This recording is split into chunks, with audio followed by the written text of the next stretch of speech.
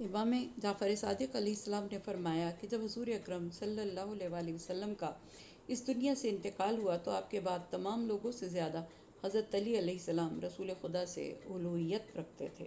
کیونکہ حضور اکرم صلی اللہ علیہ وآلہ وسلم نے بہت سے امور میں آپ کو لوگوں کی امامت کے لیے کھڑا کیا، اور آپ علیہ السلام کے بارے میں بہت زیادہ بار فرمایا کہ میرے بعد یہ میرا وصی ہے، اور آپ کا بازو پکڑ کر فرمایا کہ جس جس کا میں مولا ہوں اس کا مولا علی ہے۔ جب حضرت علی علیہ السلام کی شہادت کا وقت آیا تو آپ کو یہ حق حاصل نہیں تھا، اور نہ ہی آپ نے یہ کیا کہ وہ اپنے بعد محمد بن علی یا عباس بن علی یا کسی اور بیٹے کو اپنا جانشین مقرر کرتے۔ اگر آپ بالفرض ایسا کرتے بھی تو امام حسن علیہ السلام اور امام حسین علیہ السلام دونوں آپ سے کہہ سکتے تھے کہ اللہ تعالیٰ نے ہمارے بارے میں بھی وہی کچھ نازل فرمایا ہے جو آپ کے بارے میں نازل فرمایا تھا۔ ہماری اطاعت کا بھی اسی طرح حکم ہوا ہے جس طرح آپ کی اطاعت کا حکم ہوا تھا، اور حضور اکرم صلی اللہ علیہ وآلہ وسلم نے ہمارے بارے میں بھی ویسے ہی تبلیغ کی تھی جیسے آپ کے بارے میں کی تھی۔ ہم سے بھی رجس کو اسی طرح سے دور رکھا گیا ہے جیسے آپ سے دور رکھا گیا ہے، لہٰذا آپ اپنی اولاد میں سے کسی اور کا انتخاب نہیں کر سکتے۔ آپ کے جانے کے بعد اس امر امامت کے لیے امام حسن علیہ السلام بڑے ہونے کی وجہ سے زیادہ اولیت رکھتے تھے۔ جب امام حسن علیہ السلام کا وقت شہادت آیا تو نہ تو آپ نے اپنی اولاد میں سے کسی کو معین کیا اور نہ آپ کرنے کا حق رکھتے تھے، اور اگر آپ کسی کو معین کرتے تو وَأُولُو الْأَرْحَامِ بَعْضُهُمْ اولیٰ ببعض کے تحت اپنی اولاد میں امامت کو قرار دیتے تو امام حسین ضرور آپ سے کہہ دیتے کہ اللہ تعالیٰ نے میری اطاعت کا حکم ویسے ہی دیا ہے جیسے اس نے آپ کی اور مولا علی علیہ السلام کی اطاعت کا حکم دیا تھا۔ میرے بارے میں حضور اکرم صلی اللہ علیہ وآلہ وسلم نے اسی طرح تبلیغ کی ہے جس طرح آپ کے اور آپ کے والد بزرگوار کے بارے میں تبلیغ کی ہے۔ مجھ سے رجس کو اسی طرح دور رکھا گیا جس طرح آپ اور ہمارے والد بزرگوار سے رجس کو دور رکھا گیا، لہٰذا آپ کے بعد امر امامت میں اسی طرح حقدار ہوں جس طرح مولا علی علیہ السلام کے بعد آپ حقدار تھے۔ جب امام حسین علیہ السلام کا وقت آخر آیا تو آپ کے اہل بیت میں سے کوئی ایک بھی موجود نہیں تھا کہ وہ امامت کا اس طرح دعویٰ کرتا جس طرح آپ اپنے بھائی اور والد ماجد پر دعویٰ کر سکتے تھے۔ اگر وہ آپ سے امامت کو پھیرتے تو وہ ایسا نہیں کر سکتے تھے، اور انہوں نے ایسا کیا بھی نہیں۔ جب امام حسین علیہ السلام شہید ہوئے تو پھر یہ امامت آپ کی اولاد میں جاری ہوئی۔ اولو الارحام بعضهم اولیٰ ببعض۔ امام حسین علیہ السلام کے بعد امامت علی بن حسین علیہ السلام کے لیے، اور پھر علی بن حسین علیہ السلام کے بعد محمد بن علی کی طرف منتقل ہوئی، اور پھر فرمایا الرجس سے مراد شک ہے۔ خدا کی قسم ہم کبھی بھی اپنے رب کے بارے میں شک نہیں کرتے۔ حضور اکرم نے امام حسین علیہ السلام سے فرمایا کہ 9 امام آپ کی نسل سے ہوں گے، آپ کے صلب سے ہوں گے، ان کو اللہ میرا علم میرا فہم عطا فرمائے گا، اور ان کی طینت میری طینت ہوگی۔ جو قوم ان کے بارے میں مجھے اذیت دے گی وہ میری شفاعت نہیں پا سکے گی۔ امام جعفر صادق علیہ السلام نے فرمایا کہ وہ اولو الارحام بعضهم اولیٰ ببعض، اس سے مراد ہے کہ رشتہ دار آپس میں مومنین اور مہاجرین سے زیادہ حقدار ہیں۔ یہ آیت اولاد حسین ابن علی کے بارے میں نازل ہوئی، اور یہ آیت فرائض اور واجبات کے بارے میں نازل نہیں ہوئی، بلکہ اس کا تعلق امارت و امامت و حکومت کے بارے میں ہے، اور اس کا تعلق میراث کے بارے میں نہیں، فقط امارت و امامت کے بارے میں ہے۔ اس آیت سے مراد ہے کہ نبی مومنین کے باپ ہیں، ان کی ازواج مومنین کی مائیں ہیں، یعنی مومنین کو اللہ نے نبی کی اولاد قرار دیا ہے، اور حضور اکرم صلی اللہ علیہ وآلہ وسلم کو ان کا باپ قرار دیا ہے۔ اللہ نے اپنے نبی کو مومنین کا ولی قرار دیا ہے، اور وہ ان کے نفسوں پر ان سے زیادہ حق تصرف رکھتا ہے۔ اسی کو غدیر کے مقام پر حضور اکرم صلی اللہ علیہ وآلہ وسلم نے بیان فرمایا کہ اے لوگو، کیا میں تمہارے نفسوں پر تم سے زیادہ حق تصرف نہیں رکھتا؟ کیا میں تم سب پر اولویت رکھتا ہوں؟ سب نے کہا کیوں نہیں، آپ ہم سب پر حق تصرف رکھتے ہیں، آپ ہمارے مولا ہیں۔ پھر آپ نے فرمایا جس جس کا میں مولا ہوں اس کا میرے بعد علی مولا ہے۔ آپ نے فرمایا میں اور علی اس امت کے 2 باپ ہیں، اللہ تعالیٰ نے سورہ نساء آیت نمبر 36 میں فرمایا، اور فقط اللہ کی عبادت کرو اور اس کے ساتھ کسی کو شریک قرار نہ دو، اور والدین کے ساتھ نیکی اور احسان کرو۔ یعنی رسول خدا اور امیر المومنین دو باپ ہیں جن کے ساتھ نیکی اور احسان کرنے کا حکم ہوا ہے۔ دوسرا حکم حضور اکرم صلی اللہ علیہ وآلہ وسلم کی بیویوں کے بارے میں ہے کہ وہ تمام مومنین کے لیے ماں کی حیثیت رکھتی ہیں، البتہ معنوی اور روحانی مائیں ہیں، جیسا کہ حضور اکرم صلی اللہ علیہ وآلہ وسلم امت کے روحانی اور معنوی باپ ہیں۔ اس معنوی احترام کے معنی یہ ہیں کہ حضور اکرم صلی اللہ علیہ وآلہ وسلم کے بعد ان کی بیویوں سے نکاح نہیں کیا جا سکتا۔ یہ حکم دینے کی وجہ یہ ہے کہ ایک صحابی اس بات کا اظہار فرمایا کرتے تھے کہ وہ حضور اکرم صلی اللہ علیہ وآلہ وسلم کے بعد ان کی ایک زوجہ سے نکاح کریں گے۔ اس لیے اس سورہ کی آیت میں حضور اکرم صلی اللہ علیہ وآلہ وسلم کی رحلت کے بعد ان کی ازواج سے نکاح کرنے کی تحریم کا صریح حکم آیا ہے، ورنہ مسئلہ میراث کے لحاظ سے اور اسی طرح نسبی اور سببی محرمات کے لحاظ سے ذرہ برابر بھی اثر نہیں رکھتا۔ یعنی مسلمان حق رکھتے ہیں کہ حضور اکرم صلی اللہ علیہ وآلہ وسلم کی بیٹیوں کے ساتھ شادی کریں، جیسا کہ حضرت علی علیہ السلام کی شادی حضور اکرم کی دختر سے ہوئی، یا آپ کی نواسیوں کی شادیاں حضرت جعفر طیار کے بیٹوں سے ہوئیں۔ حالانکہ کوئی شخص اپنی ماں کی بیٹی کے ساتھ نکاح نہیں کر سکتا۔ امت کے مرد بیٹے ہونے کے باوجود ان کی طرف نگاہ نہیں کر سکتے تھے، صرف ان کے محرم افراد کو یہ اجازت تھی۔ ایک حدیث میں ہے کہ ایک عورت نے بی بی عائشہ کو ماں کہہ کر پکارا تو انہوں نے جواب دیا کہ میں تمہاری ماں نہیں ہوں، میں تمہارے مردوں کی ماں ہوں۔ یہ اس طرف اشارہ ہے کہ مرد ان سے نکاح نہیں کر سکتے، لیکن مردوں اور عورتوں دونوں کو احترام کرنے کا حکم دیا ہے۔ جناب ام سلمہ فرماتی ہیں، میں تمہارے مردوں اور عورتوں کی ماں ہوں۔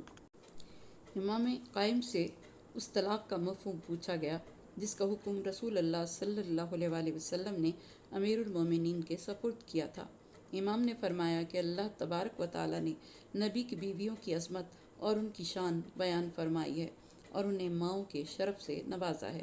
حضور اکرم صلی اللہ علیہ وآلہ وسلم نے فرمایا کہ ابو الحسن، یہ شرف اس وقت تک باقی رہے گا جب تک وہ اطاعت گزار رہیں گی۔ اگر میرے بعد ان ازواج میں سے کوئی بھی اللہ کی نافرمانی کرے، آپ پر خروج کرے، تو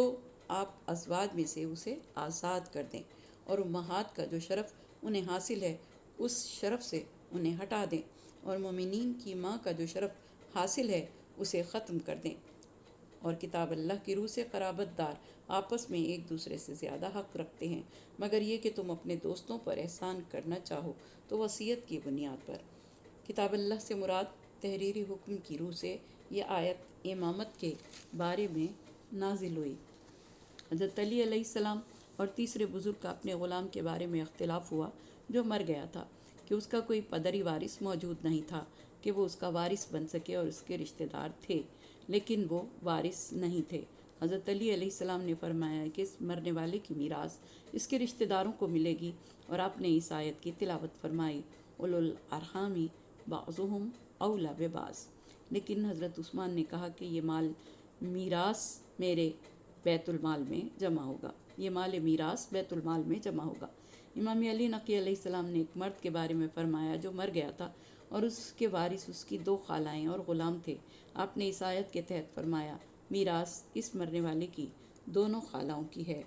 اور یہ اور بات ہے کہ اپنے دوستوں کے ساتھ کچھ حسن سلوک کرو۔ اس کا مطلب یہ ہے کہ بحیثیت میراث تو قرابت داروں کے نزدیک کو دور کے طبقے ہیں، اسی لحاظ سے ملے گا، لیکن اگر انسان اپنی زندگی میں اپنے ذاتی تعلقات کی وجہ سے کسی کے ساتھ حسن سلوک کرے یا اپنے بعد کے لیے وصیت کر جائے تو اصول میراث اس میں سد راہ نہیں ہوتے۔ یہ اور بات ہے کہ وصیت میں حد مقرر ہے کہ بلا اجازت ورثہ ثلث میں وراثت نافذ نہیں ہو سکتی، یعنی صرف تہائی حصہ کے لیے وصیت کی جا سکتی ہے، اس سے زیادہ نہیں۔ امام جعفر صادق علیہ السلام سے پوچھا گیا کہ کیا آزاد کردہ غلاموں کا بھی میراث میں کوئی حق ہے؟ آپ نے فرمایا کہ خاک بھی نہیں۔ اور پھر قرآن پاک کی آیت نمبر 7 اور 8 میں ارشاد رب العزت ہو رہا ہے، اور اس وقت کو یاد کرو جب ہم نے تمام انبیاء سے آپ سے عہد و پیمان لیا تھا، اور ہم نے نوح علیہ السلام اور ابراہیم علیہ السلام، موسیٰ علیہ السلام اور عیسیٰ علیہ السلام سے بھی میثاق لیا تھا، اور ہم نے ان سے پختہ عہد لیا تھا تاکہ خدا سچوں کی صداقت کے بارے میں سوال کرے، اور کافروں کے لیے دردناک عذاب تیار کر رکھا ہے۔ امام جعفر صادق علیہ السلام نے فرمایا کہ سب سے پہلے میثاق رسول خدا صلی اللہ علیہ وآلہ وسلم سے لیا گیا تھا، اور اس کی دلیل یہ ہے کہ آپ اول مخلوق ہیں اور آپ سب سے زیادہ اللہ کے قریب ہیں۔ آپ اس مقام پر فائز تھے کہ جس کے بارے میں معراج کی شب حضرت جبرائیل علیہ السلام نے فرمایا کہ یا رسول اللہ، آپ اس سے آگے چلے جائیں۔ آپ نے اس مقام پر قدم رکھا ہے جس جگہ آج تک کسی ملک مقرب اور نبی مرسل کا قدم نہیں آیا۔ اگر آپ کی روح اور آپ کا نفس یعنی جان خود اس مکان ملکوتی سے تعلق نہ رکھتا ہوتا تو آپ بھی اس جگہ قدم نہیں رکھ سکتے تھے، اور جب آپ اس قدر اس مقام سے قریب ہوئے جو اللہ کی طرف سے تھا، جیسا کہ خود اللہ نے فرمایا فَكَانَ قَابَ قَوْسَيْنِ أَوْ أَدْنَىٰ، سورہ نجم کی آیت نمبر 9، اور وہ اتنا قریب ہوئے جیسے دو کمانوں کے درمیان فاصلہ یا اس سے بھی کم، مراد اس سے بھی کم فاصلہ رہ گیا۔ حضور اکرم صلی اللہ علیہ وآلہ وسلم کے مقام اور اللہ کے مقام کے درمیان،